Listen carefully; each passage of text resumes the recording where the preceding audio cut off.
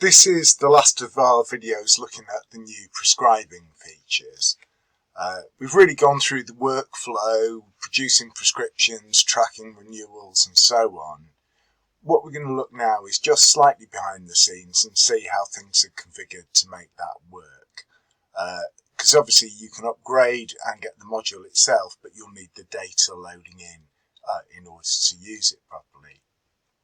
So the first thing central to it all really is the drug table.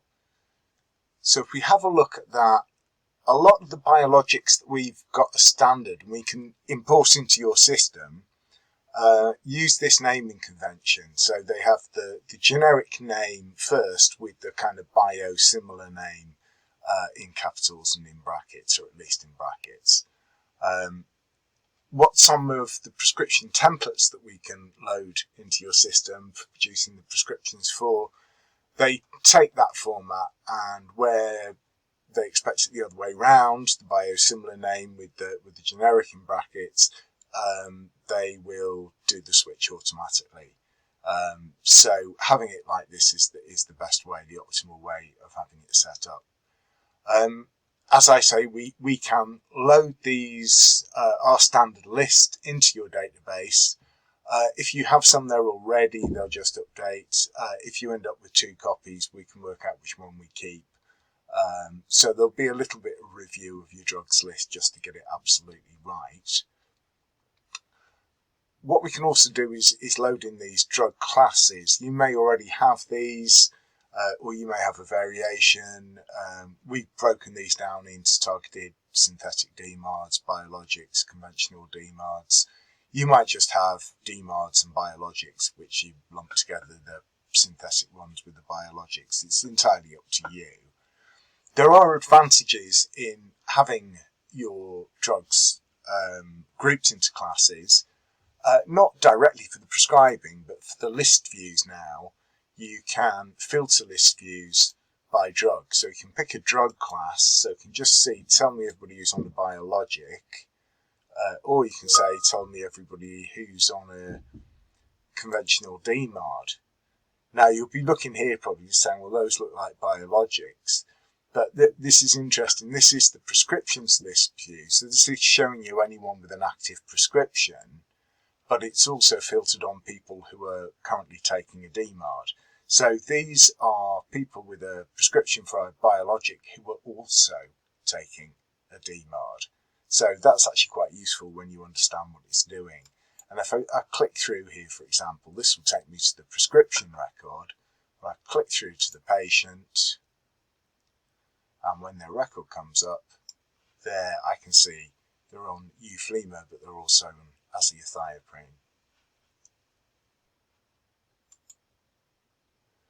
The other good thing about us loading these in for you is that for the prescriptions, we need to know which medicinal forms are available for the drug. So when you go to a drug record in the latest version of Dawn, you will see there's an additional tab here called medicinal forms. And here you can load in the different pens and different syringe sizes that are available, even the different vial sizes if you're using this for intravenous infusions as well. You can do this manually simply by adding a new record and putting the details in there. But to go through all your drugs and put in all the medicinal forms is quite a big job. So we can speed that up by loading in our standard set, which are all taken from the BNF. The other drug-related item is funding application status. By default, we'll put in these standard statuses: approved, pending, or not applicable. If you want to expand that list, you can. You can come onto here, and if I just pull that up a bit so you can see the toolbar, there's a new button at the bottom. You can click on that, just type whatever extra status you want. The order number controls which order they're displayed in the drop-down list, so the smallest number at the top, largest at the bottom. So that's an easy list to configure if you need to. The other reference data for prescriptions can all be found off the management menu and this new prescription menu. First of all, we have dose route. This is the standard set that will go in. So we have oral, subcutaneous injection, intravenous infusion, intravenous injection, and intramuscular injection. You can mark as not in use any of these that you don't use. If you do have other routes that you need to record, again, you can press the new button that's down on the toolbar at the bottom and add those in. Similarly, we have prescription priority. By default, we've just got at risk and normal. If there are any other statuses you want to include in that, just press the new button down on the toolbar just off screen here, and you can add those. And likewise, prescription status. This is the full set that we put in based on the different prescription templates and the kind of option buttons or checkboxes for the different statuses that those include.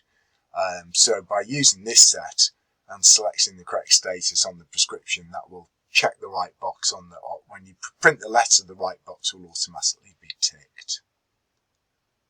But we can add others to this as needed. Perhaps the biggest amount of work, although again with our standard set we can import these in for you, but that is prescription message template. So what these are normal message templates, and we do have a whole raft of these for all the main drugs and home care registration companies. So we can certainly import all these for you. But here is where you say, for this drug, use this template for a prescription, and for this, we can also do registration letters too. So here we go. Here's Amgevita.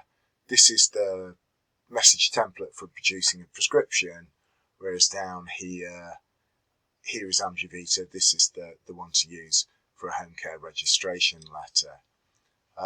As you can see, there's about 46 records in here, so it's a lot of work to set up manually, but we can automate that to an extent by importing these for you.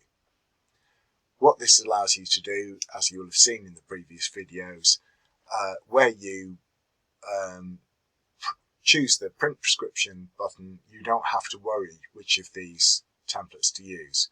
Dawn knows which one to use for a particular drug, because it looks it up in this table, which makes printing a prescription or a home care registration letter a one-click process. So as I say, we can import most of these things for you, but there's probably going to be a bit of reconciliation to do with your existing drugs list. Probably the templates will just go in. I doubt you'll have anything conflicting with them. The statuses and things are new really, so they should be smooth. But it's important, if you want to start using this module, what you'll need to do is make sure you've got a test system that's functional. We can upgrade that. We can load in the default data set. You can spend a bit of time looking at your drug list, and we can help you consolidate that and get that absolutely right. And then it'd be a case of going through, doing some testing and producing prescriptions for the different drugs that you are using, and making sure that those are printing correctly, they look right, all the information's right, and more importantly, checking with the home care delivery companies that they're perfectly acceptable. They should be, because they should look no different to the kind of Word templates that people are using at the moment. Leave a bit of time though. This is an upgrade that you will need to spend a bit of time testing, reconciling and configuring before you're able to go live.